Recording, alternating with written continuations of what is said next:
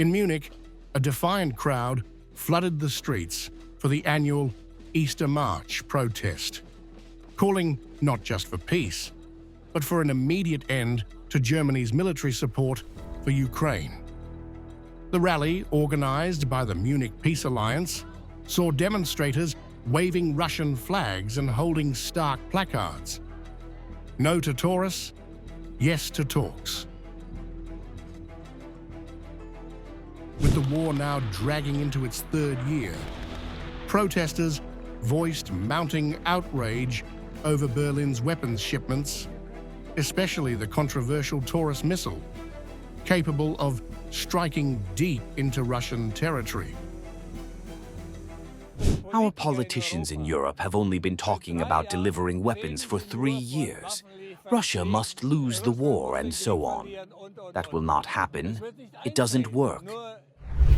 Anger spilled over onto NATO, with demonstrators accusing the alliance of provoking Russia and dragging Europe into a wider war. Many fear Germany is sleepwalking into direct confrontation. Yes, I am against Taurus to Russia, because then we have to answer, unfortunately. Putin has always been friends with Germans. He wanted to join NATO. NATO has rejected. The timing of the protest was no coincidence. It followed CDU leader Friedrich Merz's declaration that Germany was ready to send more Taurus missiles to Ukraine, raising alarms not just in Berlin, but in Moscow. Russia's foreign ministry didn't mince words. Spokesperson Maria Zakharova warned that a Taurus strike on Russian soil would be seen as direct German aggression, with serious consequences. Back in Munich, demonstrators slammed Merz for playing with fire.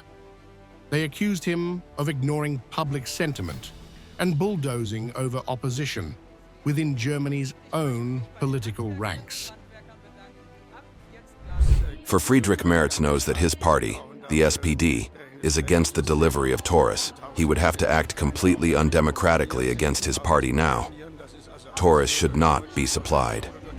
But it's not just about diplomacy. Technical experts warn that Ukraine lacks the know-how to operate the Taurus, meaning German troops could end up guiding the missiles themselves.